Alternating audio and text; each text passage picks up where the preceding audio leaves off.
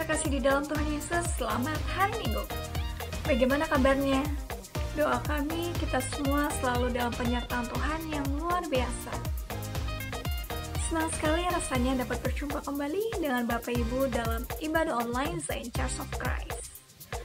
Di bulan Februari ini, gereja memiliki tema tentang progres atau kemajuan.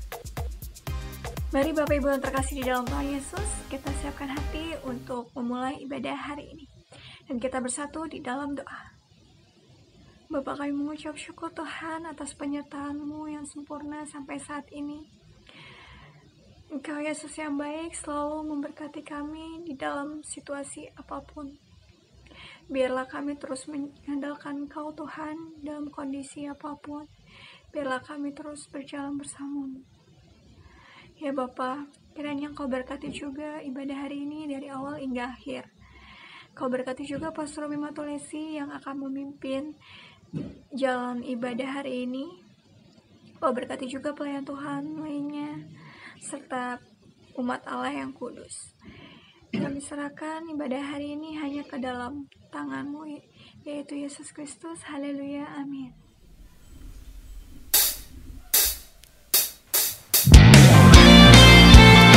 Terima kasih Tuhan, sebab Kau kekuatan dalam hidup kami.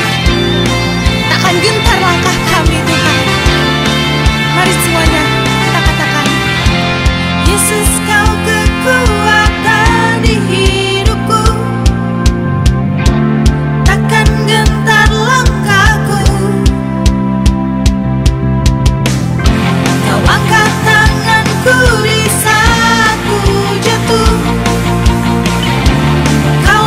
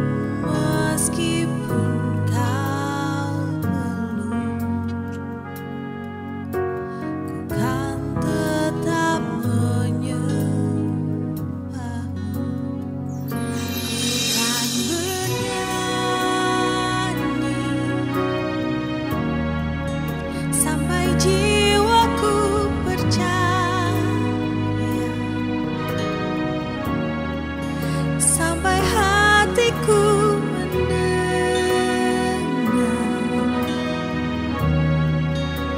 lagu pengharapan. Ku kan berserah, ku tahu aku tak sendiri. Ku yakin Kau mengasihiku,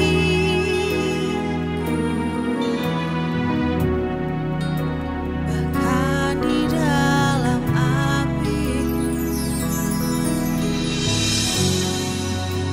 Ku kan menyembah-Mu. Benar Tuhan Yesus, kami datang, kami mau menyembah-Mu Tuhan di tempat ini. Jujur kadang aku lalai, bersandar pada kekuatan-Mu. Di dalam kelemahanku, sempurnalah kuasa-Mu. Imanku memegang janji-Mu. Ku tahu Kau selalu bersamaku dalam setiap perkaraku.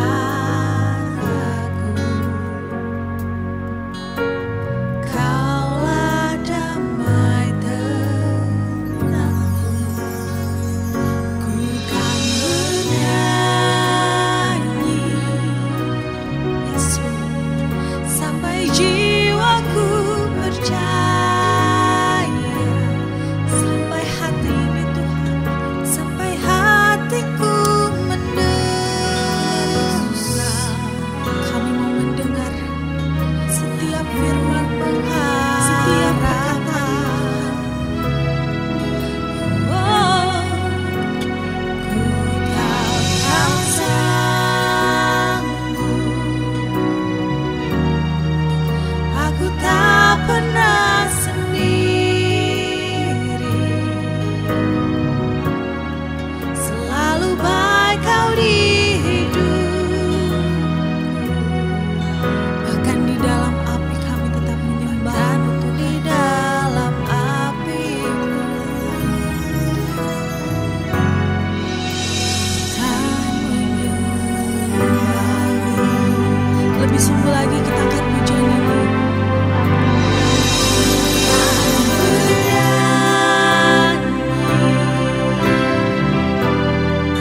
Sampai jiwaku percaya, sampai hati ini, sampai hatiku mendengar Tuhan.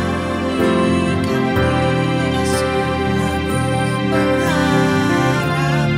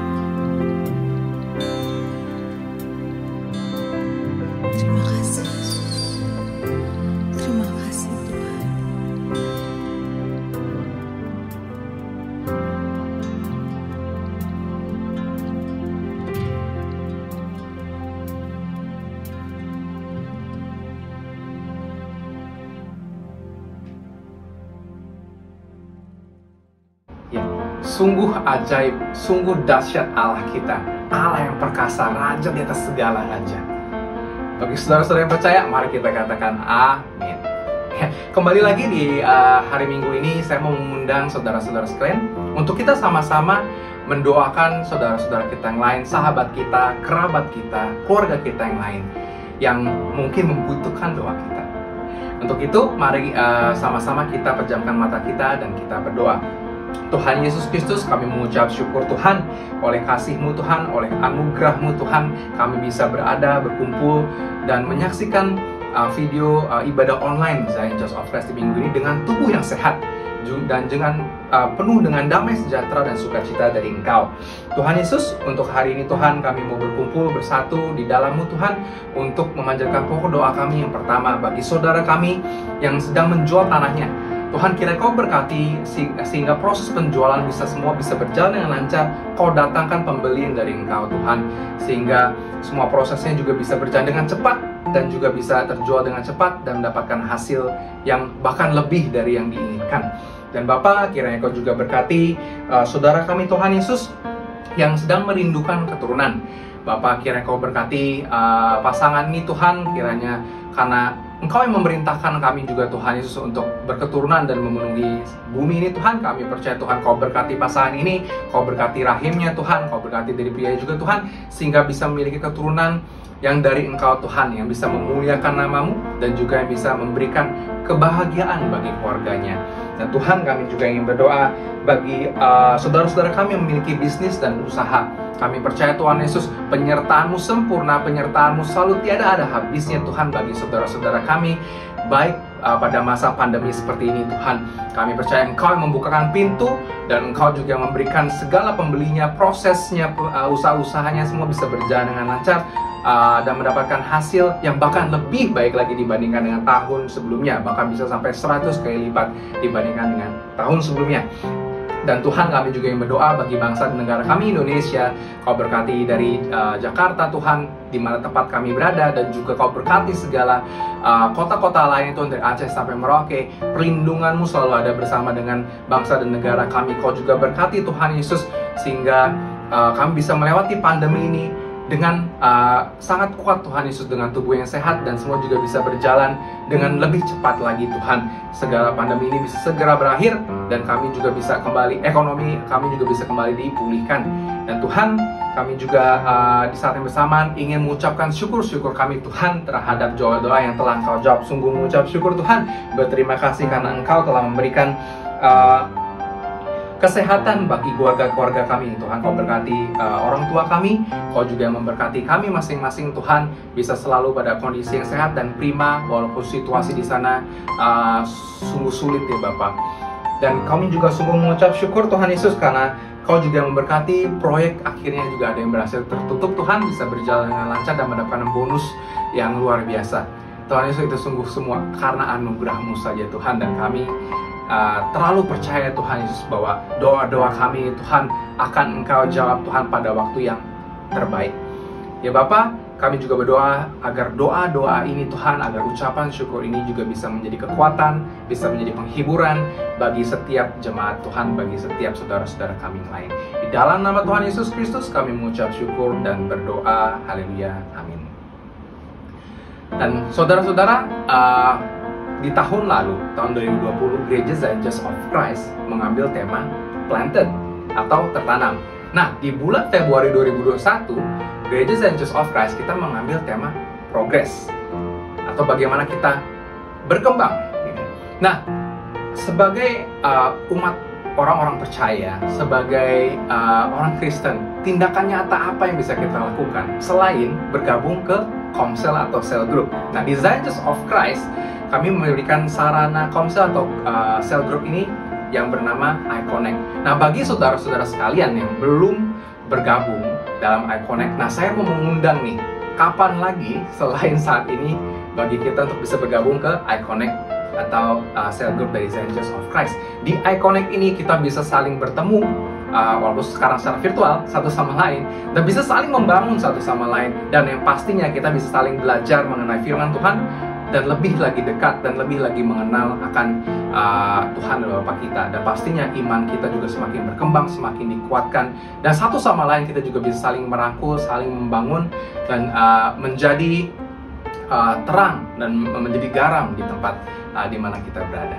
Nah, untuk itu jangan lupa untuk kita bisa bergabung untuk saudara-saudara bisa bergabung ke Zion Church of Christ iConnect. Caranya mudah, bisa tinggal dilihat saja di video ini, ada keterangan dan nomornya bisa dihubungi. Nah, di hari Minggu ini Gereja Zion Church of Christ kita mengambil ayat renungan dari Galatia 6 ayat yang ke-9. Nah, untuk itu saya mau mengundang saudara-saudara sekalian untuk kita sama-sama membacakan ayat renungan ini. Nah, mari bersama-sama dengan saya Galatia 6 ayatnya yang ke-9. Janganlah kamu jemu-jemu berbuat baik, karena apabila sudah datang waktunya, kita akan menuai jika kita tidak menjadi lemah. Sekali lagi bersama dengan saya, janganlah kita jemu-jemu berbuat baik, karena apabila sudah datang waktunya, kita akan menuai jika kita tidak menjadi lemah. Nah, saya harap ayat ini bisa menjadi pedoman kita dalam menjalani hidup-hidup kita di hari-hari ini sampai minggu ke depan. Nah, untuk itu saya mau mengundang kita, mari kita sama-sama angkat kembali pujian ini.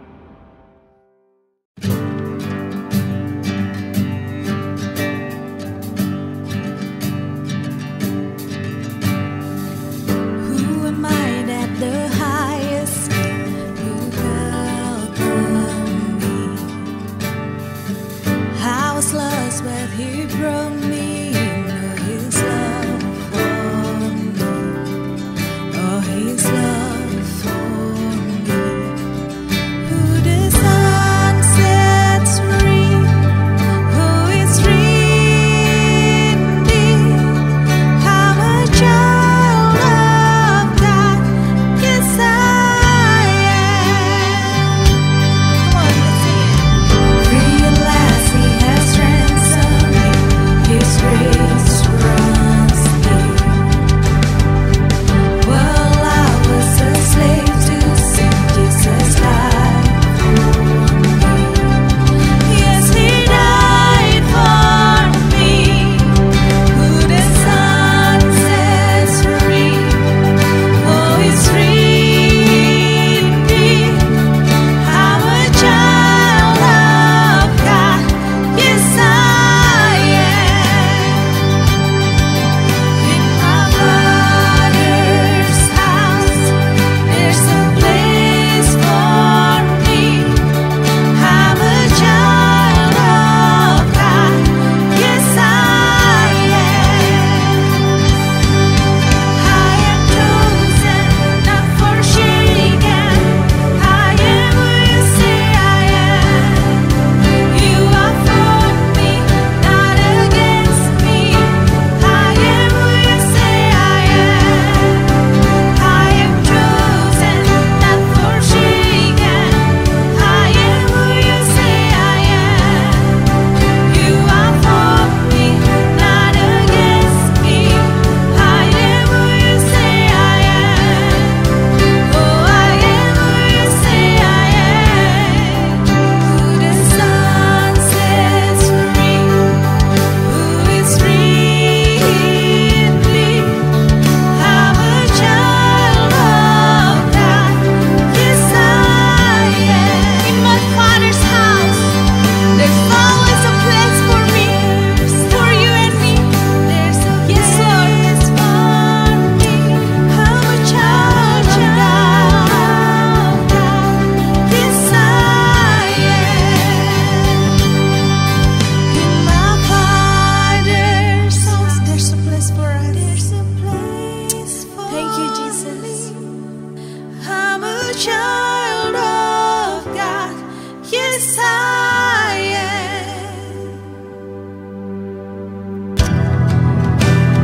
Thank you, Jesus. Thank you, Lord. Thank you, Jesus. Let's sing it together. I am chosen, not forsaken. I am who you say I am.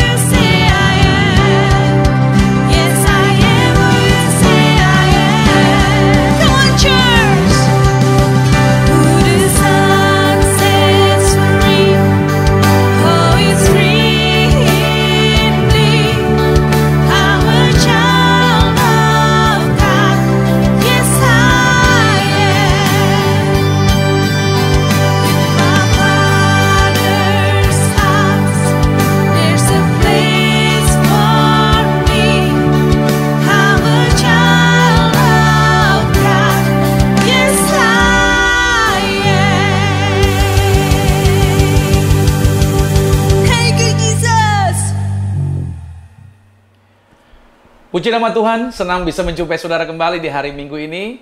Saya selalu berdoa buat saudara dalam keadaan terbaik dan selalu dalam keadaan sehat. Dan bersama keluarga besar senantiasa berbahagia dan bersukacita. Saudara sudah diberkati tentunya di dalam pujian penyembahan. Kita semuanya diberkati di dalam lawatan Tuhan. Dan saatnya sebelum kita masuk dalam firman Tuhan, kita mau terlebih dahulu bersatu di dalam sakramen tubuh dan darah Tuhan Yesus. Saya mau ajak saudara untuk kita bersatu di dalam doa terlebih dahulu. Mari kita berdoa. Kami bersyukur Tuhan di hari Minggu ini, kami percaya bahwa kesempatan demi kesempatan yang boleh kami terima, bahkan kalau kami ada di bulan Februari di tahun 2021 ini Tuhan, itu juga semua karena kebaikan dan kemurahan Tuhan. Oleh sebab itu aku berdoa setiap anak-anak Tuhan yang mengikuti siaran ini, yang menyaksikan acara ini, di lokasi manapun, di tempat manapun, doaku Tuhan buat mereka adalah mereka senantiasa sehat, mereka senantiasa diberkati, mereka senantiasa bersukacita, dan mereka hidupnya diberkati di bumi sama seperti di surga. Oleh sebab itu sebentar kami akan bersatu dengan tubuh dan darah Tuhan Yesus. Maka aku berdoa, barang siapa yang makan tubuh dan minum darah Yesus, firman-Mu yang menjaminkan kami tinggal di dalam Engkau, Engkau ada di dalam kami. Dan ketika kami berseru, ketika kami meminta kepada Tuhan, jaminan firman Tuhan mengatakan Engkau akan memberikan jaminan jawaban atas setiap kami. Dan setelah itu juga kami akan masuk dalam kebenaran firman Tuhan. Maka berbicaralah bagi setiap kami ya Bapa. Firman-Mu adalah kebenaran, satu-satunya kebenaran yang memerdekakan. Apa yang keluar dari mulut, bibir, lidahnya Tuhan tidak akan pernah kembali dengan sia-sia, tetapi akan mengerjakan segala sesuatunya dan pasti berhasil. Thank you Lord Jesus, kami buka ibadah ini dan kami menerima berkat-berkat Tuhan. Dalam nama Tuhan Yesus Kristus, haleluya. Amin. Nah, satu firman Tuhan yang dikatakan di dalam Mazmur 119 pada ayat yang ke-105, Mazmur 119 pada ayat yang ke-105 dikatakan, firman-Mu itu pelita bagi kakiku dan terang bagi jalanku. Ya, dunia yang gelap tentunya butuh terang. Di dalam situasi yang tidak jelas tentunya butuh sesuatu yang bisa menerangi. Nah, saudara tahukah bahwa firman Tuhan menjaminkan, firman Tuhan itulah yang akan membuat langkah kita jelas di tahun 2021 ini. Setiap keputusan, setiap langkah yang harus kita ambil, kita perlu penuntun. Dan tidak lain tidak bukan bahwa tuntunan yang sesungguhnya hanya bisa dijumpai di dalam firman Tuhan. Karena itu berbahagialah buat setiap orang yang senantiasa tekun di dalam Tuhan, mengikuti petunjuk firman Tuhan. Sebab Alkitab menjaminkan langkahnya akan jelas, tujuannya akan tepat, dan setiap arahnya itu menjadi arah yang tepat pada sasaran. Saya berdoa buat saudara bahwa ketika kita melangkah di tahun ini, bukan menjadi langkah tahun di dalam ketakutan, tetapi langkah di tahun ini adalah langkah di tahun yang penuh dengan kemenangan demi kemenangan bagi setiap kita. Mari kita mau satu di dalam tubuh darah Yesus. Mari kita angkat rotinya terlebih dahulu. Sama-sama dengan saya katakan dalam nama Tuhan Yesus, inilah roti yang turun dari surga. Inilah tubuh Tuhan Yesus Kristus, tubuh yang tergantung di atas kayu salib, yang memberikan kami bersama dengan keluarga kehidupan yang kekal di dalam kerajaan sorga. Yang kedua, untuk menyempurnakan agar tubuhku selalu sehat sempurna jiwa rohku dibangkitkan pada akhir zaman. Tubuh Tuhan Yesus Kristus yang telah tertombak, tertikam, tergantung di atas kayu salib, agar kami mulai hari ini tidak akan terkapar di meja operasi, tidak akan terkapar sakit, menang atas segala virus. Kami tolak COVID-19, kami tolak segala virus berbahaya, virus mematikan, tidak berkuasa bagi kami. Bersama keluarga, kami dijaminkan hidup di bumi, sama seperti di surga. Dalam nama Yesus, inilah tubuh Tuhan Yesus Kristus. Mari kita makan tubuh Tuhan Yesus.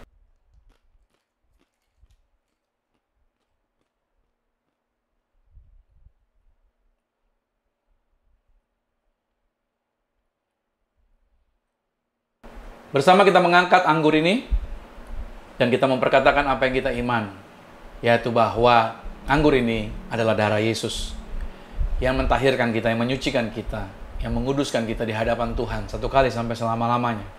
Mari bersama-sama dengan saya katakan, dalam nama Tuhan Yesus, inilah darah Yesus Kristus, darah yang tercurah, darah yang tertumpah di atas kayu salib, sebagai perjanjian yang baru dan yang kekal.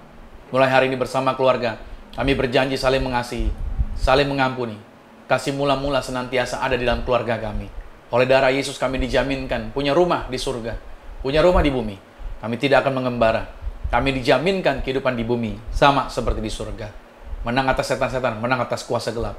Maka yang ketiga, oleh bilur-bilur darah Yesus, dari kepala sampai telapak kaki, kami selalu sehat, menang atas segala penyakit, tidak terkapar apa saja yang kami sentuh, Apa saja yang kami pegang, apa saja yang kami usahakan, apa saja yang kami kerjakan, diberkati berhasil.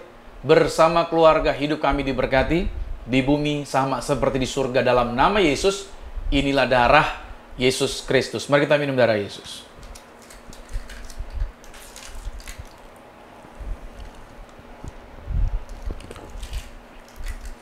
Bapak Ibu Saudara juga boleh mengangkat minyak zaitun. Kita berdoa bagi minyak zaitun karena ini merupakan perintah Tuhan. Dan berkali-kali selalu saya sampaikan betapa banyak kesaksian yang luar biasa dari orang-orang yang menerima sakramen, yaitu sakramen minyak ini. Mereka mengalami mujizat, mereka mengalami kuasa Tuhan, mereka mengalami lawatan Tuhan. Dan saya berdoa buat saudara juga, di lokasi manapun Anda berada, Anda bisa melepaskan kata-kata berkat buat orang-orang yang bersama dengan saudara, juga bagi tempat di mana Anda berada. Bersama-sama dengan saya katakan dalam nama Tuhan Yesus, inilah minyak urapan. Setiap tetesnya punya kuasa mengusir setan, setiap olesnya punya kuasa menyembuhkan penyakit. Silakan mulai hari ini, pasukan malaikat surgawi hadir jagai kami. Maka kami tolak setan, tuyul, dukun-dukun, kuasa kegelapan tidak berkuasa bagi hidup kami. Kami dijaminkan kehidupan di bumi sama seperti di surga. Dalam nama Tuhan Yesus, inilah minyak urapan. Saudara boleh teteskan di atas kepala saudara. Sekali lagi berdoa buat orang-orang, keluarga Anda, siapapun yang ada bersama dengan saudara. Lepaskan kata-kata berkat bagi mereka. Haleluya, puji nama Tuhan. Baik, senang sekali bisa berjumpa dengan saudara di hari ini di tanggal 14 Februari 2021. Dan tentunya saudara yang dikasih Tuhan, kita sudah mau hampir setahun ya dari bulan Maret di mana virus mulai masuk di Indonesia dan pandemi itu terjadi, maka kita mengadakan siaran secara online, berubah dari gereja yang tadinya offline. Sekarang kita masuk di dalam gereja secara online. Dan saya percaya bahwa di balik segala situasi pasti ada maksud baik. Di balik segala keadaan buruk sekalipun, tetap Tuhan, kita tetap Tuhan yang baik. Dan kita dapat melihat makna yang besar di balik itu semua. Nah, karena itu di bulan Februari tentunya saya tetap optimis. Saya tetap mengajak saudara tetap optimis bahwa kita bisa melewati situasi ini. Dan kita menjadi orang yang lebih baik lagi dari sebelumnya dan mengalami perubahan, mengalami perkembangan yang lebih maju tentunya. Saya berdoa saudara di bulan Februari ini kita banyak mengalami progres. Ada kemajuan-kemajuan yang terjadi bagi kehidupan kita. Nah baik saudara, siapkan catatan saudara tentunya di hari Minggu ini. Ada pelajaran baru yang kita belajar sepanjang bulan Februari mengenai progres. Nah, ada kebanyakan orang di dalam menghadapi situasi sulit saat ini membuat mereka berhenti dari aktivitas rutin yang biasanya mereka telah lakukan. Lalu orang-orang tersebut karena situasi sulit mereka mulai slowing down, ada yang kebingungan dan menjadi tidak produktif, serta mereka berdiam diri menunggu situasi kembali pulih. Nah, tahukah saudara bahwa Tuhan telah menciptakan manusia sebagai ciptaan yang segambar dengan dirinya? Yang dimaksud adalah Tuhan itu mampu menciptakan sesuatu dari yang tidak ada menjadi ada. Nah, Tuhan itu Tuhan yang kreatif. Ia juga mendesain manusia, yaitu Anda dan saya, itu menjadi manusia yang kreatif. Nah, terhubung dengan hal itu, maka judul hari ini yang saya bawakan itu berbicara mengenai menjadi kreatif. Oke ya, judul hari ini catat baik, yaitu menjadi kreatif. Arti daripada kreatif itu sendiri adalah memiliki daya cipta, memiliki kemampuan untuk menciptakan, create gitu saudara ya, bersifat atau mengandung daya cipta, lalu pekerjaan yang bersifat atau menghendaki kecerdasan dan imajinasi. Itu yang disebut dengan kreatif artiannya. Nah demikian halnya manusia diciptakan dengan kemampuan untuk menciptakan sesuatu, atau mungkin menemukan sesuatu yang dapat dipergunakan untuk kepentingan orang banyak. Manusia itu didesain untuk dapat memunculkan ide-ide yang kreatif, inovatif. Dan itu akan memberikan semangat yang baru kalau saudara memunculkan ide-ide di dalam diri kehidupan saudara. Nah, setiap kali saya misalkan menyusun konten khotbah dan menjadi kreatif dalam berimajinasi serta mulai memunculkan ide-ide, maka hal itu akan membuat saya menjadi bersemangat. Itu dia. Saya bersemangat kalau selalu menemukan ide baru lagi. Ide baru lagi. Itu yang membuat saya semangat. Percayalah, Tetapi untuk menemukan itu semua, tentunya itu tidak mudah. Nah, pahami ini bahwa situasi sulit seharusnya tidak membuat Anda berhenti, tetapi justru memunculkan ide-ide yang cerdas yang selama ini tersimpan di dalam. Harusnya demikian. Dalam Kejadian pada pasal 2 ayat 19, firman Tuhan berkata begini, "Lalu Tuhan Allah membentuk dari tanah segala binatang hutan dan segala burung di udara, dibawanyalah semuanya kepada manusia itu untuk melihat bagaimana ia menamainya, dan seperti nama yang diberikan manusia itu kepada tiap-tiap makhluk yang hidup, demikianlah nanti nama makhluk itu." Nah, dari ayat ini kita dapat melihat kreativitas dari manusia pertama, yaitu Adam, di mana ia mengadakan penelitian dari setiap karakter binatang yang ada di hadapannya. Ada mendatangi lokasi binatang itu tinggal tentunya. Ada mempelajari kebiasaan dari binatang-binatang tersebut. Lalu, apa yang membuat binatang-binatang itu tertarik, dia juga pelajari. Nah, setelah itu, Adam memberikan nama kepada setiap binatang tersebut. Nah, semuanya Adam melakukan based on data. Artinya saya percaya, itu berdasarkan data-data yang akurat, tidak asal-asalan. Adam tidak memberi nama asal-asalan, tapi berdasarkan data. Nah, inilah yang saya katakan atau yang saya sebut dengan kreatif. Nah, di dalam permulaan pertobatan yang saya jalani, itu membuat saya belajar untuk mengenali Tuhan lebih dalam. Pada waktu bertobat, diawali itu seperti saya belajar lagi tentang Tuhan. Seperti apa Tuhan? Mengenali rencananya Tuhan sejak awal. Lalu saya mulai belajar mengenali prinsip-prinsipnya Tuhan, karakternya Tuhan, langkah-langkahnya Tuhan, dan begitu banyak lagi pengenalan yang justru semakin membuat saya tambah jatuh cinta dan mengasihi Tuhan. Lalu seiring berjalannya waktu, cara saya bersikap terhadap diri saya sendiri, serta cara saya bersikap terhadap orang lain, itu juga mengalami perubahan. Dan perubahannya adalah dengan mulai menetapkan standar, dan standarnya bukan lagi standar yang lama, tapi standarnya adalah standar firman Tuhan. Nah, kemudian saudara, pada saat saya terus berjalan waktu, pada saat saya menjadi pembicara, menyampaikan kabar baik, menyampaikan firman Tuhan, itu juga memberikan semangat baru bagi diri saya, yaitu dalam menyiapkan konten-konten yang memberkati orang-orang. Tetapi pada saat menjadi gembala sidang seperti hari ini, maka ada perubahan fokus yang terjadi. Apa yang terjadi? Yaitu saya mulai lebih intens mempelajari orang-orang yang ada di sekitar saya. Kebiasaan mereka seperti apa? Gaya hidup mereka bagaimana? Saya juga mulai mempelajari keunggulan serta kelemahan dari orang-orang yang saya pelajari, orang-orang di sekitar saya. Nah, hasrat dalam membantu hidup setiap orang agar menjadi lebih baik itu semakin kuat pada saat saya menjadi pemimpin. Ya, karena sejak awal melayani saya itu memiliki bayangan mengenai bagaimana memperlengkapi orang-orang yang saya jumpai. Saya memiliki kerinduan agar kehidupan mereka itu dapat mengalami kemajuan. Maka dari itu saya selalu termotivasi untuk menjelaskan tentang prinsip-prinsip kebenaran. Karena pada dasarnya pengetahuan yang saya miliki ingin saya bagikan, dan itu dapat menjadi berkat bagi banyak orang, saudara. Itu kerinduan yang dalam diri saya. Nah, kesaksian diri saya, saudara, suatu hari saya pernah berbincang-bincang mengenai prinsip-prinsip kebenaran, dan itu perbincangan yang membuat saya betah berlama-lama. Kalau saya ngobrol tentang prinsip kebenaran, itu selalu menarik untuk berbicara dengan waktu yang lama.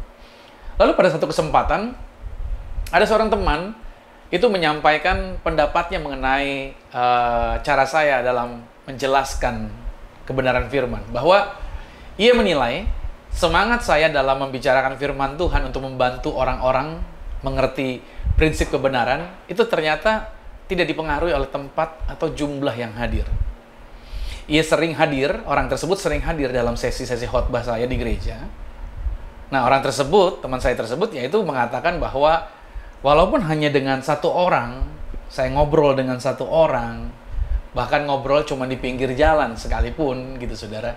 Tetapi orang ini mengatakan kapasitas yang disampaikan oleh saya tentang firman Tuhan itu tetap sama seperti untuk jumlah jemaat yang banyak dan tempat yang lebih baik di dalam sebuah gedung sekalipun.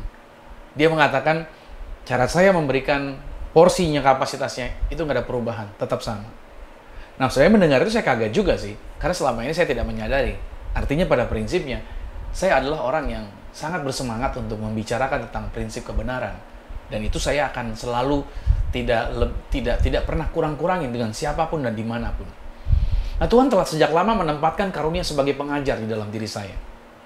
Persoalannya, dahulu saya belum memiliki wadah atau komunitas sendiri. Dan itu tentunya membatasi ide-ide saya yang saya mau tuangkan.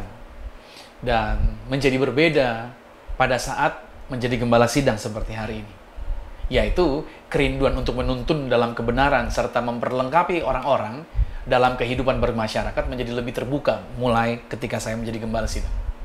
Bahkan sekarang saya dapat menjadi lebih kreatif dalam hal menerapkannya. Nah, saudara, itu semua membantu saya dalam melihat dan mempelajari serta mengembangkan kemampuan atau kreativitas dari orang-orang yang ada bersama dengan saya.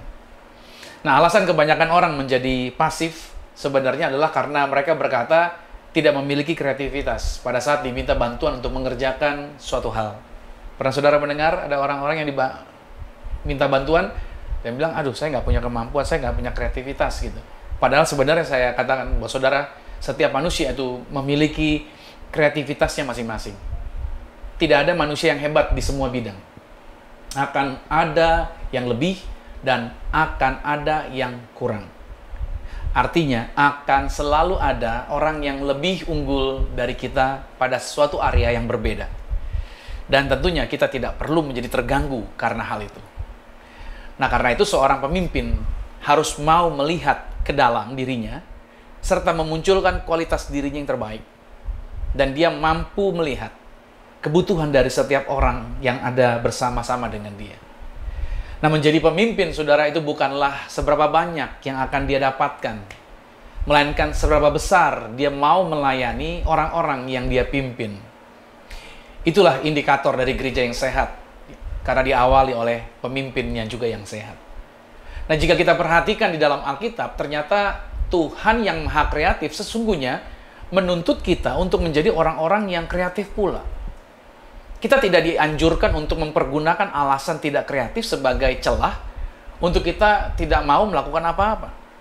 Nah, saudara, kita diberikan dengan otak, nalar, keterampilan, kemampuan, dan berbagai talenta khusus yang sudah disediakan Tuhan kepada kita. Nah, sudah seharusnya kita bisa berpikir kreatif dalam melakukan sesuatu. Dan Tuhan adalah sosok yang sangat kreatif. Dan manusia dikatakan diciptakan menurut gambar dan rupanya Tuhan. Maka dari itu, saudara kasih Tuhan, kreativitas sejatinya merupakan bagian daripada manusia. Nah, kreativitas Tuhan juga terlihat dalam proses penciptaan. Lihat jutaan jenis binatang dari berbagai spesies, jenis-jenis tanaman yang berbeda-beda, di berbagai belahan bumi, itu dapat kita jumpai, dapat kita lihat di setiap saat. Perhatikan juga, saudara, pada waktu menciptakan manusia. Lihat wajah manusia yang tidak pernah sama persis, ya. Walaupun kembar, saudara. Walaupun kembar tidak sama persis. Makanya saya kalau melihat orang kembar, saya bisa membedakan. Walaupun mereka sama persis. Gitu. Nah, saudara, lihat juga, bahkan walaupun pengisi, misalkan wajah orang gitu ya, pengisi mukanya boleh sama, namun tidak pernah akan ada yang pernah sama persis hasilnya, wajah setiap orang. Bahkan sidik jari manusia dari dulu sampai hari ini belum pernah ditemukan ada sidik jari yang mirip. Itulah saya katakan sama saudara bahwa dari ciptaannya saja kita sudah melihat, dapat menilai Tuhan kita Tuhan yang kreatif. Makanya Nehemia 9 ayat yang ke-6 dia berkata bahwa hanya Engkau adalah Tuhan. Engkau telah menjadikan langit, ya, langit, segala langit dengan segala bala tentaranya, dan bumi dengan segala yang ada di atasnya, dan laut dengan segala yang ada di dalamnya. Engkau memberi hidup kepada semuanya itu, dan bala tentara langit sujud menyembah kepadamu. Nah, saudara bisa lihat Nehemia menuliskan akan hal itu. Jadi, dari ciptaannya saja kita sudah dapat melihat betapa Allah kita Allah yang kreatif. Lalu kemudian kita bisa melihat pula bagaimana kreatifnya Tuhan memberikan jawaban bagi beberapa permasalahan hidup manusia. Kita ambil contoh saja kreativitas Tuhan ketika Tuhan membebaskan umat Israel dari perbudakan di Mesir. Oke? Mulai dengan 10 tulah yang Tuhan buat bagi orang-orang Mesir. Dari tulah 1 sampai tulah 10 semuanya beda.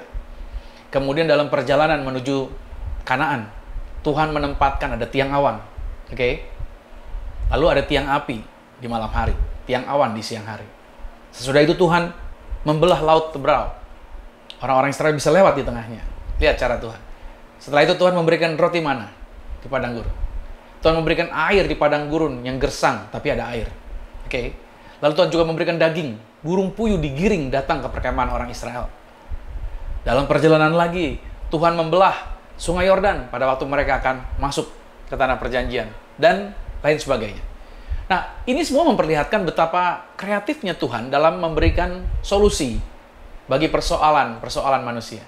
Jadi, hari ini juga saya mau katakan sama saudara bahwa percayalah, pada saat kita berhadapan dengan situasi yang tidak mudah, pada waktu kita berhadapan dengan keadaan yang sulit, Tuhan tetap Tuhan yang kreatif.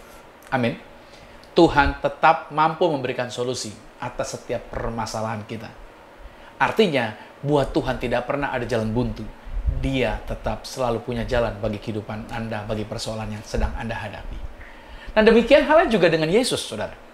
Saya baca lagi, saya lihat Yesus dalam pelayanannya di dunia ini pun banyak menggunakan metode yang kreatif.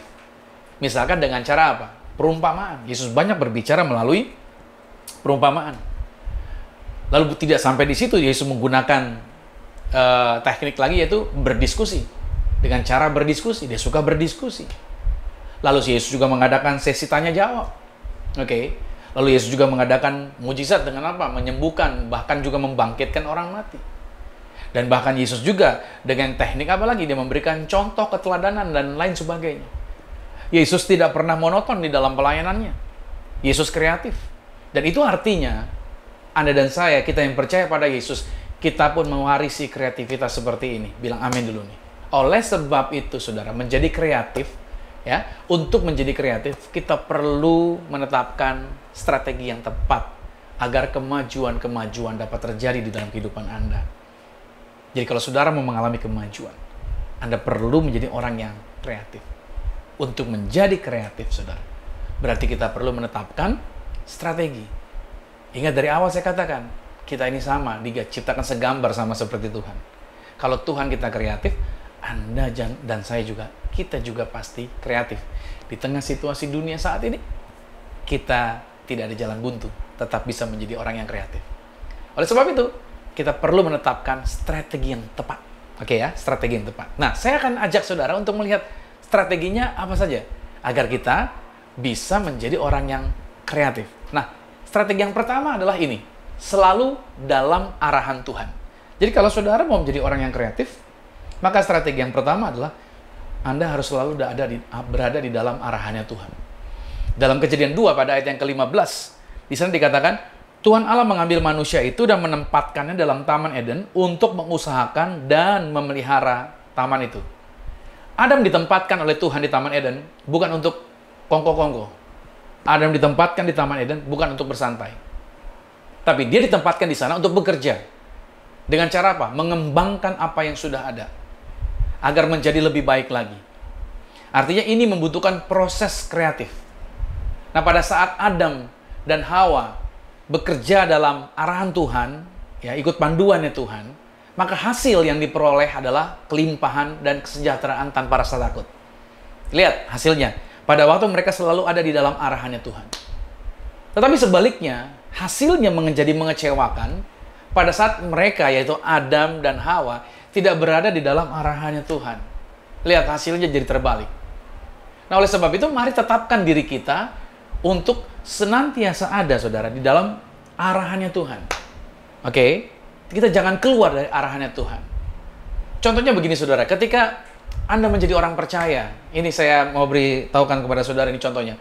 Pada saat Anda menjadi orang percaya, saya mau tanya sama saudara, apakah prinsip kepercayaan yang lama masih Anda percayai sampai hari ini? Seperti misalkan nih, ada waktu dan tanggal-tanggal yang dikeramatkan. Ada waktu tertentu, ada tanggal-tanggal yang dikeramatkan.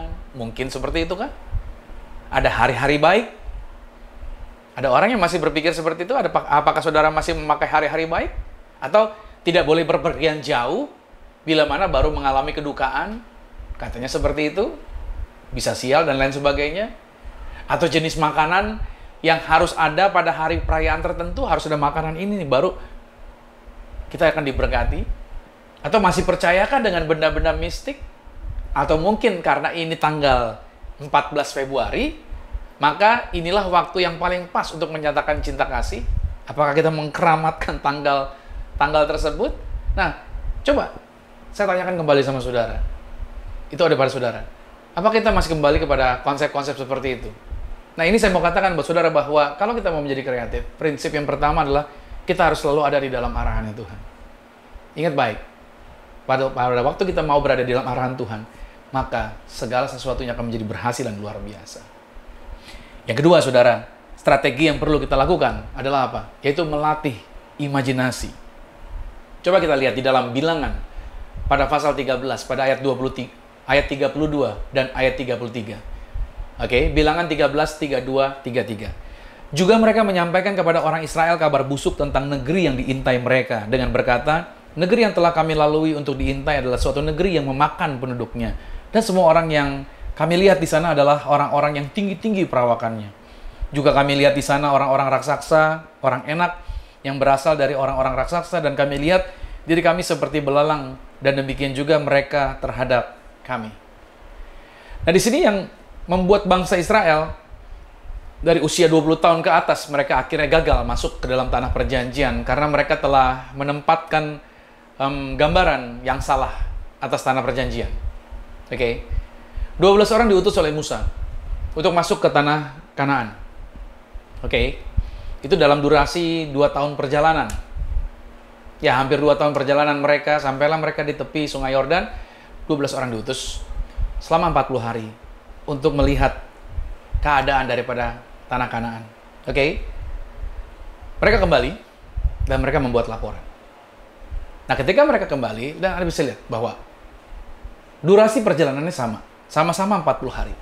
Lokasi yang diintai sama-sama tempatnya. Tetapi pada saat mereka menceritakan lokasinya, menceritakan hasil pantauan mereka, itu terjadi 2 kelompok yang berbeda. Kelompok yang pertama, mereka menceritakan hal-hal yang buruk yang tadi disebutkan, yang kita baca. Sedangkan kelompok yang kedua menceritakan hal-hal yang baik dan luar biasa. Nah, kemudian bangsa Israel mendengar informasi tersebut. Pada saat mereka mendengarnya, mereka meresponi dengan imajinasi yang salah. Mereka menangkap yaitu berita dari kelompok yang pertama tentang hal-hal yang negatif. Maka saudara yang kasih Tuhan, pada waktu mereka menempatkan kepada gambaran yang salah di dalam pikiran mereka, mereka berimajinasi yang salah, maka hasilnya fatal bagi mereka. Itu yang membuat pada akhirnya umur 20 tahun ke atas itu semuanya tewas di padang gurun di dalam putaran perjalanan sepanjang 40 tahun tersebut. Nah, Anda bisa lihat di sini bahwa sederhana, imajinasi yang salah itu ternyata bisa menghasilkan hasil yang fatal. Nah, yang membuat Thomas Alva Edison berhasil membuat lampu dan telepon sebenarnya karena dia telah berimajinasi akan hal tersebut. Thomas Alva Edison memikirkan bagaimana ada lampu yang bisa menerangi. Oke. Dia berpikir bagaimana orang bisa berbicara dengan orang lain tanpa perlu harus di dalam satu lokasi yang sama. Itu adalah di dalam sebuah imajinasi di dalam pikirannya Thomas Alva Edison. Nah, ketika dia memikirkan tersebut, mungkin orang-orang menertawakan Thomas. Oke. Tetapi dia tidak berhenti, tetapi dia terus berani membayangkan secara fisik hal-hal yang belum pernah ada sebelumnya. Itu yang dia lakukan. Nah, orang-orang cenderung meragukan kreativitas pada saat seseorang mencoba membayangkan jalan keluar dari situasi yang mereka alami. Mereka coba membayangkan. Tapi mereka malah cenderung, nggak mungkin lah. Mereka berkata begitu. Orang lebih yakin untuk gagal daripada yakin untuk berhasil. Saya juga bingung. Tapi Kitab Ayub mengatakan bahwa Ayub 3:25, apa yang kutakutkan itulah yang menimpa aku. Jadi saya mau katakan sama saudara, kita mesti belajar untuk menempatkan imajinasi yang tepat. Ketika Anda benar-benar percaya, maka akan selalu ada jalan menuju keberhasilan Anda. Contohlah Abraham. Dikatakan bahwa dia diarahkan, Abraham. Karena sebelumnya dia telah melihat kepada kulitnya yang keriput, dia melihat kepada istrinya yang keriput, dia telah melihat kondisi fisiknya dia, kondisi fisik istrinya, dan dia berpikir bahwa yang akan meneruskan kekayaan hartanya adalah pembantunya yang bernama Eliezer. Maka dia berkata sama Tuhan, kayaknya nggak mungkin saya akan punya keturunan. Tapi disitulah Tuhan mengajak Abraham untuk keluar dari tendanya. Dan apa yang Tuhan lakukan? Bahwa Abraham diarahkan untuk beralih, ya kan, dari melihat kulit keriput, diarahkan kepada melihat kepada langit. Daripada dia tadinya melihat kepada hal-hal yang sementara, hal-hal yang menakutkan, tapi diarahkan sama Tuhan untuk melihat kepada kekekalan. Saudara kasih Tuhan, di sinilah yang saya katakan sama saudara bahwa Anda akan menjadi orang-orang yang kreatif pada saat saudara melatih untuk apa? Imajinasi saudara dengan tepat. Saya percaya bahwa para penemu bisa menemukan alat-alat yang luar biasa karena ada blueprint di dalam pikiran mereka. Seperti Tuhan punya blueprint. Anda dan saya diciptakan juga dengan blueprint. Ada gambaran di dalam pikiran kita. Nah, kita perlu melatih imajinasi kita untuk kita menetapkan agar gambaran itu dapat terjadi di dalam kehidupan kita. Situasi yang sulit harusnya bukan mengendurkan Anda, tapi membuat Anda bersemangat bahwa Anda bisa berhasil melewati ini semua. Ada amin, saudara? Ya, itu strategi yang kedua. Strategi yang ketiga adalah, saudara, yaitu temukan mentor yang tepat. Ya, temukan mentor yang tepat. Ini penting sekali bahwa Anda perlu menemukan mentor yang tepat. Filipi 3 pada ayat yang ke-17 dikatakan, saudara-saudara, ikutilah teladanku dan perhatikanlah mereka yang hidup sama seperti kami yang menjadi teladan. Paulus tanpa ragu mengingatkan jemaat di Filipi. Untuk apa? Untuk mencari mentor yang dapat diteladani. Paulus berani menempatkan dirinya sebagai mentor, sebagai pemimpin yang dapat diteladani. Itu dirinya Paulus. Oleh sebab itu, saudara kasih Tuhan, untuk menjadi orang yang kreatif, saudara, Anda perlu menemukan seorang yang mau melatih Anda. Oke, orang yang akan menjadi dukungan moral bagi saudara ketika keadaan menjadi semakin sulit. Ia bisa memberikan Anda hikmat dari pengalaman-pengalaman yang telah terjadi atas kehidupan orang tersebut, dan dapat memberikan Anda dorongan serta nasihat kepada saudara. Nah, orang itu bisa saja teman Anda, bisa saja sahabat atau kerabat, bisa saja mungkin rekan kerja di kantor Anda, oke, atau mungkin teman kongsi Anda, atau mungkin juga atasan saudara. Dia bisa juga menjadi, orang tersebut adalah bisa jadi gembala saudara. Anda bisa dimentor oleh gembala Anda, atau pemimpin kelompok sel di mana Anda tergabung.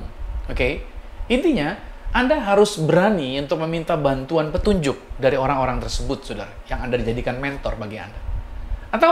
Atau dapat juga Anda melalui orang-orang yang Anda kagumi. Siapa orang yang Anda kagumi? Caranya bagaimana? Anda mendapatkan petunjuk dari orang tersebut. Yaitu, misalkan ada produk-produk daripada orang yang Anda kagumi. Misalkan Anda punya blognya, Anda punya bukunya. Oke, Anda bisa beli bukunya. Anda bisa ikuti program-programnya secara online. Oke, saya punya target, saudara. Target saya dalam 1 bulan, saya bisa baca 2 buku baru. Selesaikan 2 buku baru. Di target saya dalam 1 bulan, targetnya adalah 2 buku baru yang saya harus selesaikan. Jadi saya adalah orang yang punya mentor. Ada orang-orang yang saya kagum. Saya beli bukunya, saya pelajari bukunya, saya lihat, saya pelajari banyak. Saya banyak baca buku. Seperti misalkan John Maxwell, saya banyak baca bukunya. Anda perlu membaca bukunya. Anda perlu mendapatkan mentoring dari orang tersebut. Maksudnya dari orang yang Anda kagumi. Kalau saya, dari buku-bukunya, saya ambil. Saya banyak membacanya. Oke. Nah, artinya saudara, dari secara online pun saudara bisa ketemu dengan orang-orang tersebut untuk jadi mentor Anda. Tetapi, ketika Anda menjumpainya, Anda harus tetapkan dulu bahwa yang Anda ikuti harus sesuai dengan visi, misi, dan nilai-nilai di mana Anda tertanam di dalam gereja lokal Anda. Oke? Agar Anda jangan keluar jalur. Anda harusnya sesuai dengan itu, yaitu visi, misi, dan nilai-nilai gereja Anda sendiri. Oke, kalau Anda mau memiliki, misalkan Anda lihat ada orang yang usahanya berhasil, Anda pengen usaha berhasil di tengah situasi yang sulit. Caranya bagaimana? Undanglah orang atau pengusaha yang berhasil tersebut, ajak ngopi, ajak ngobrol, ajak makan, bayarin dia makan gitu loh. Ngobrol sama dia, apa sih pikirannya dia? Tiru pikirannya. Bagaimana dia punya kerinduan dalam mengerjakan sesuatu? Apa pikiran yang dia kembangkan? Belajar dari orang tersebut. Kalau Anda mau memiliki relationship yang berhasil, misalkan saudara, undang pasangan yang telah berjuang melewati untuk pernikahan mereka. Ngobrol sama orang yang pernikahannya luar biasa, ketemu dengan orang-orang tersebut.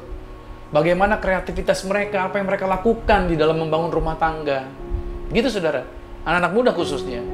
Makanya anak muda jangan pernah melangkah masuk suatu relationship dengan coba-coba. Jangan pernah caranya coba-coba. Iya. Anda harus belajar dari orang-orang yang telah membangun pernikahan. Gitu loh, saudara. Iya. Kalau Anda membangun hubungan hanya, ya coba-coba aja deh segala macam. Saya cuma mau katakan bahwa saudara, bahwa kesalahan orang yang mungkin di dalam strata keluarga saudara, ada orang yang pernah bermasalah keluarganya, itu jangan biarkan terulang lagi dalam kehidupan rumah tangga Anda. Anak-anak muda, makanya kenapa saya perlu ngajarin mereka untuk Anda di mentor ketika Anda akan membangun rumah tangga. Anda jangan sekedar Anda suka sama orang itu, dia suka sama Anda, lantas yuk go ahead gitu. Makanya saya akan selalu ngajarin sama saudara, ya kan, bahwa membangun hubungan itu penting untuk dilihat dari sejak awalnya, sebelum yang namanya ring terpasang. Sebelum before you say I do, Anda harus tahu dulu. Maka saya selalu ajarkan bahwa tuntaslah dalam melakukan segala sesuatu. Ya, harus dituntaskan sejak awal. Misalkan, ya kan, kalau Anda berpacaran, Anda laki-laki misalkan, Anda harus tuntas loh, tuntas. Maksudnya tuntas bagaimana? Tuntas, kalau jemput itu ke rumahnya, pulangin juga ke rumahnya. Itu laki-laki sejati seperti itu. Anda kalau jemput pacar ya ke rumahnya, pulangin ya ke rumahnya lagi. Jangan jemput di ujung gang gitu. Pulangin juga di ujung gang. Anda yang wanita, kalau Anda punya pasangan, pacaran laki-laki gitu ya, dia melakukannya seperti itu, bagi saya sederhana. Kalau dia sejak pacaran tidak menghargai Anda, tidak menghargai keluarga Anda, maka ketika dia menikah dengan Anda, dia juga tidak akan menghargai Anda dan tidak akan menghargai keluarga Anda. Apa yang harus dilakukan? Kalau ketemu dengan pria seperti itu, bilang aja langsung, lu, gue, N. Jangan dilanjutin. Langsung ambil langkah tegas. Tetapkan mulai hari ini, kalau lu pacaran sama gue, lu bukan cuma terima gue, tapi juga lu terima keluarga gue. Anda harus berani ngambil sikap seperti itu. Itu baru yang namanya Anda akan memiliki rumah tangga nanti ke depan, rumah tangga yang bahagia. Saya sebagai orang yang sudah menjalani dalam rumah tangga, walaupun belum sepanjang orang-orang yang lebih lama, tapi artinya saya berani mementor anak-anak muda yang akan membangun rumah tangga. So, jangan asal-asalan. Jangan asal-asalan. Haleluya. Ini penting. Jangan pernah Anda dimentor juga oleh orang yang salah. Oke? Temukan orang yang memiliki prinsip-prinsip yang mantap. Jangan ketemu dengan teman-teman yang kacau hidupnya. Yang nggak mantap dalam kebenaran. Pada saat dia berbicara, pada saat dia bertindak, kacau yang diomonginnya. Jangan ikutin prinsip relationship dari orang-orang seperti itu. Paulus berkata kepada Titus di dalam Titus 1 ayat 15, dikatakan begini, bagi orang suci semuanya suci, tetapi bagi orang najis dan bagi orang tidak beriman, sesuatu pun tidak ada yang suci. Karena baik akal maupun suara hati mereka najis. Mereka mengaku mengenal Tuhan, tetapi dengan perbuatan mereka menyangkali Tuhan. Mereka keji dan durhaka dan tidak sanggup berbuat sesuatu yang baik. Saya berdoa saudara menemukan mentor yang tepat. Yang terakhir, yang keempat, ini dia, pilih hadiah Anda. Strateginya adalah pilih hadiah. Siapa orang yang nggak suka hadiah ya? Semua orang suka hadiah. Soal karena itu saudara, kalau saudara mau menjadi kreatif, Anda perlu menentukan hadiah apa yang akan Anda raih. 1 Samuel 17 pada ayat 26 dikatakan, lalu berkatalah Daud kepada orang-orang yang berdiri di dekatnya, apakah yang akan dilakukan kepada orang yang mengalahkan orang Filistin itu dan yang menghindarkan cemooh dari Israel? Siapakah orang Filistin yang tak bersunat ini sampai ia berani mencemoohkan barisan daripada Allah yang hidup? Nah saudara, hadiah yang ditanyakan oleh Daud bertanya kepada orang-orang Israel, apa yang akan didapat kalau ada orang yang menghadapi Goliat dan berhasil memenangkan pertarungannya? Nah ternyata hadiah yang ditanyakan oleh Daud itu juga telah memotivasi dirinya Daud untuk maju berhadapan dengan Goliat.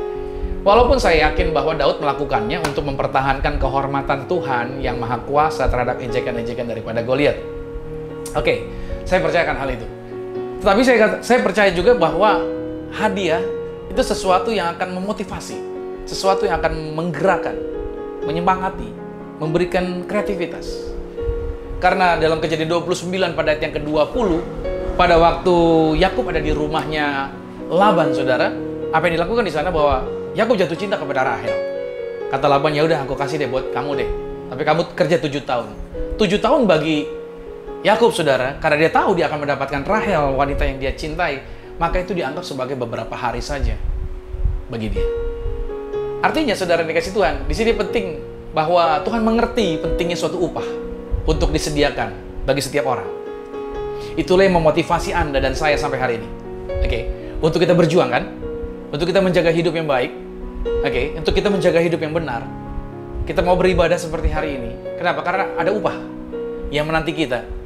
Oke, upah baik di dunia hari ini, juga nanti upah di dalam kekekalan. Jadi, artinya ada upah yang menanti kita. Makanya kenapa kita bersemangat sampai hari ini mengikut Tuhan.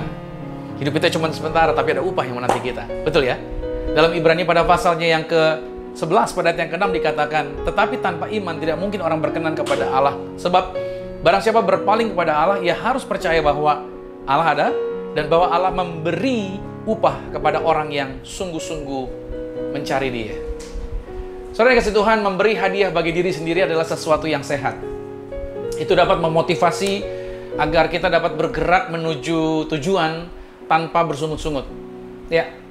Dengan mengetahui ada hadiah menunggu, oke ya, itu akan membuat kita kreatif dalam mencapai satu tujuan.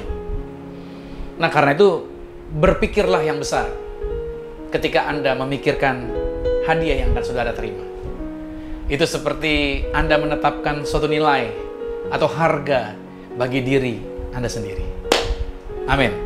Saya berdoa buat saudara memahami dan mengerti bahwa kreativitas ini penting untuk kemajuan bagi setiap kita. Oleh karena itu saya simpulkan bahwa kita diciptakan dengan kemampuan yang unik. Allah adalah kreatif dalam menciptakan langit, bumi dan segala isinya. Nah, karena kita diciptakan yang segambar dengan Tuhan, maka kreatif adalah bagian dari kehidupan setiap orang percaya. Saudara adalah orang yang kreatif.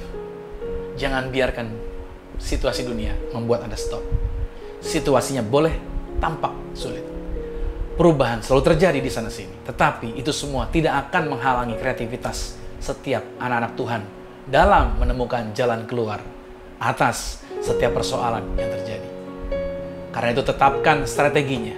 Dan hari ini kita telah belajar akan hal itu. Itu selalu dalam arahan Tuhan. Melatih imajinasi kita. Oke? Temukan mentor yang tepat di dalam hidup kita. Dan pilihlah hadiah bagi Anda. Saya katakan buat saudara, tidak ada perkara yang mustahil bagi orang percaya. Selamat hari Minggu. Selamat menikmati berkat-berkat Tuhan di hari Minggu ini. Tuhan Yesus Kristus memberkati. Amin. Mari kita berdoa.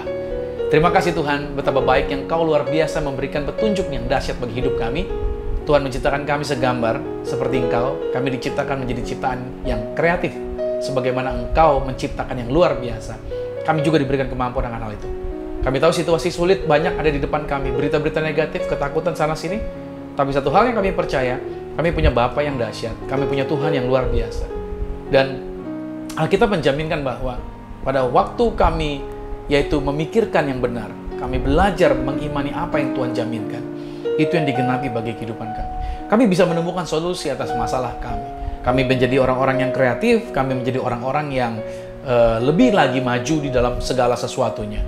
Aku berdoa agar anak-anak Tuhan tidak stuck di dalam kehidupan mereka, dalam usaha mereka, dalam karir mereka, dalam bisnis mereka, dalam apapun yang mereka kerjakan, mereka menjadi orang-orang yang hebat, mereka menjadi orang-orang yang brilian di dalam kehidupan mereka. Doaku Tuhan, mereka juga bisa menjadi contoh buat orang lain, bahkan kehidupan keberhasilan mereka bisa mementor orang-orang lain untuk bisa menjadi berhasil sama seperti mereka. Terima kasih Tuhan, betapa dahsyat dan ajaibnya apa yang Tuhan kerjakan bagi kehidupan kami. Kami juga berdoa, Tuhan memberkati, yaitu agar setiap anak-anak Tuhan, dimanapun mereka berada, mereka mengalami kasih Tuhan, mereka mengalami kuasa Tuhan, mereka mengalami kekuatan dan mujizat daripada Tuhan. Dan kami berdoa buat bangsa kami Indonesia, dari Papua sampai Aceh, Indonesia terus bisa melewati situasi pandemi ini dan keluar menjadi Indonesia yang luar biasa, Indonesia yang maju, Indonesia yang baru. Thank you Lord Jesus. Dan juga kami berdoa bagi seluruh gereja-gereja di Indonesia, berkati senantiasa. Dan dimanapun anak-anak Tuhan, baik ada yang di Indonesia, mungkin ada di luar negeri juga, berkati mereka yang menyaksikan acara ini. Dan mereka yang sudah membantu dalam acara ini, berkati mereka semua Tuhan. Apa yang mereka korbankan digantikan yang luar biasa. Pengorbanan mereka tidak pernah sia-sia. Berkat Tuhan dicurahkan berlimpah atas kehidupan mereka. Dan kami percaya bahwa di bulan Februari ini, bulan ini berkati, kasih karunia Tuhan ada bersama dengan kami. Kalau mereka juga yang merayakan, yaitu tahun baru Cina juga Tuhan, berkati mereka semuanya. Yaitu biarlah mereka semua juga diberkati senantiasa di tahun ini, mereka bisa melakukan yang lebih lagi daripada tahun sebelumnya. Berkat Tuhan berlimpah atas setiap kami. Terima kasih Tuhan, berkati Gereja Zion Church of Christ, pelayanan kami maju, pelayanan kami diberkati, dan semakin lebih lagi, yaitu menyelesaikan apa yang menjadi tujuan-tujuannya Tuhan. Terima kasih Tuhan Yesus, dan saatnya kami akan menerima berkat-berkat Tuhan. Kekasih Kristus, arahkan hati, aminkan setiap berkat ini menjadi milik kita. Diberkatilah engkau di dalam usahamu, diberkatilah engkau di dalam pekerjaanmu, diberkatilah engkau di dalam studi sekolah kuliahmu, dan diberkatilah engkau di dalam pelayananmu. Apapun yang kau pegang kerjakan di dalam kekudusan, ingatlah perkara ini Tuhan Yesus Kristus pasti buat kau berhasil. Diangkat Tuhan kau naik ke atas bukan turun, jadi kepala bukan ekor. Aku berdoa sepanjang minggu bulan, bahkan tahun ini merupakan minggu bulan tahun yang penuh berkat, sehingga siapapun tinggal dengan kau pasti diberkati, keluargamu diberkati, orang tuamu diberkati, saudara-saudarimu diberkati, rumah tanggamu berbahagia, dan terimalah berkat anugerah dari Bapa di surga, cinta kasih di dalam Yesus Kristus, kekuatan penghiburan di dalam kuasa Roh Kudus, menyertai, mengurapi setiap kita mulai saat ini, sampai Tuhan datang menjemput Anda dan saya, keluargamu dan keluargaku. Kita semua sama-sama menjadi warga kerajaan surga. Yang percaya sama-sama katakan, amin. Selamat hari Minggu, dan sampai jumpa minggu depan. Tuhan Yesus Kristus berkati kita semua. Amin.